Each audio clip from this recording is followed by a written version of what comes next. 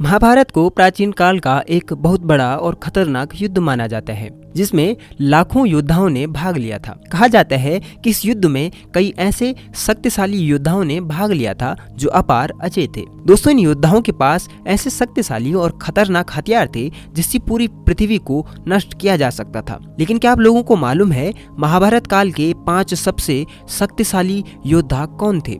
तो आइए जानते हैं आज की इस वीडियो में महाभारत काल के 5 सबसे शक्तिशाली योद्धाओं के बारे में। नंबर 5, दोस्तों अर्जुन महाभारत काल का 5वां सबसे शक्तिशाली और खतरनाक योद्धा था। कहा जाता है कि जब अर्जुन और दुर्योधन भगवान श्री कृष्ण के समक्ष सहायता के लिए पहुंचे थे, तब अर्जुन ने भगवान कृष्ण की नारायणी सेना को छोड़कर सिर्फ भगवान कृष्ण को मांगा था। यह महाभारत काल में अर्जुन का एक बहुत बड़ा निर्णय था, क्योंकि इसी के कारण महाभारत के युद्ध का पूरा पासा पलट गया।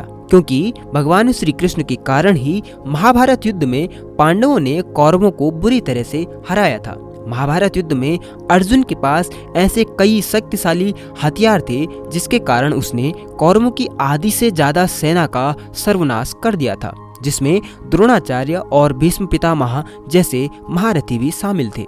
नंबर 4, द्रोणाचार्य। दोस्तों द्रोणाचार्य को महाभारत काल का चौथा सबसे शक्तिशाली और खतरनाक योद्धा माना जाता है। बता दें, द्रोणाचार्य एक ऐसे शक्तिशाली योद्धा थे जिनके पास नारायण अस्त्र, ब्रह्मास्त्र जैसे शक्तिशाली हथियार मौजूद थे। द्रोणाचार्य ही एक ऐसे योद्धा थे जिन्होंने कौरवों और पांडवों दोनों को शिक्षा दी थी। लेकिन दोस्तों, जब धर्म और अधर्म की युद्ध की बारी आई, तब द्रोणाचार्य ने अधर्म का पक्ष चुना और ये उनकी मजबूरी भी थी।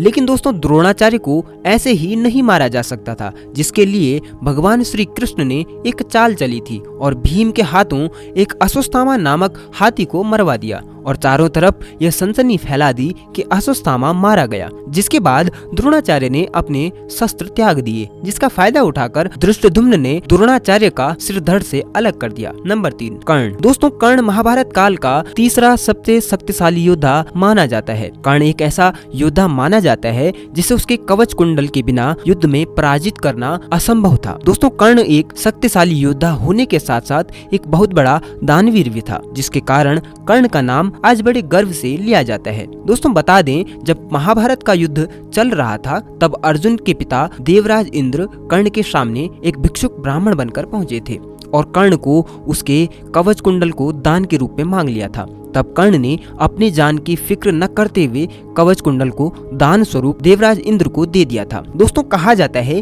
कि जब महाभारत का युद्ध चल रहा था, तब कर्ण के रथ को धरती ने निगल लिया था, जिसके कारण अर्जुन ने इसका फायदा उठाकर कर्ण का वध कर दिया था।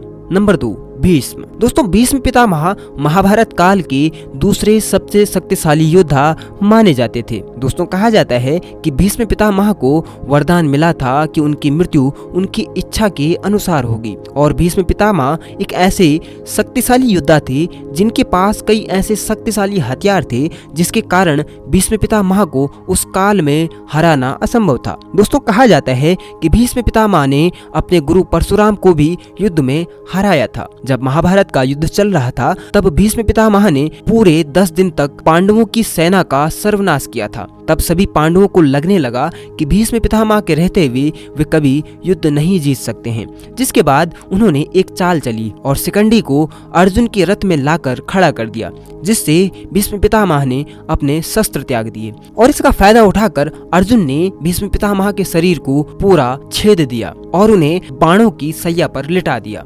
नंबर 1, श्री कृष्ण। भगवान श्री कृष्ण महाभारत काल के सबसे शक्तिशाली योद्धा माने जाते हैं। दोस्तों बता दें कि भगवान श्री कृष्ण भगवान विष्णु के अवतार माने जाते हैं। श्री कृष्ण ने अर्जुन को महाभारत काल में गीता का ज्ञान दिया था, जो आज के लोगों के लिए उतना ही उपयोगी है जितना उस काल में था। दोस्तों कहा जाता है भगवान श्री कृष्ण ने महाभारत युद्ध के दौरान किसी भी शस्त्र का प्रयोग नहीं किया था। फिर भी भगवान श्री कृष्ण ऐसे कूटनीतिज्ञ और रणनीतिकार थे, जिसके कारण उन्होंने पांडवों का साथ देते हुए कौरवों को महाभारत युद्ध में हरा दिया था। महाभारत काल में ऐसा कोई भी योद्धा नहीं था जो भगवान श्री कृष्ण के सामने अमर था। यदि भगवान श्री कृष्ण ने महाभारत युद्ध में शस्त्र उठा लिया होता, तो वो सभी कौरवों का सर्वनाश अकेले ही कर देते। तो दोस्तों आज की इस वीडियो में आपने देखा महाभारत काल के 5 सबसे शक्तिशाली और खतरनाक योद्धाओं के बारे में।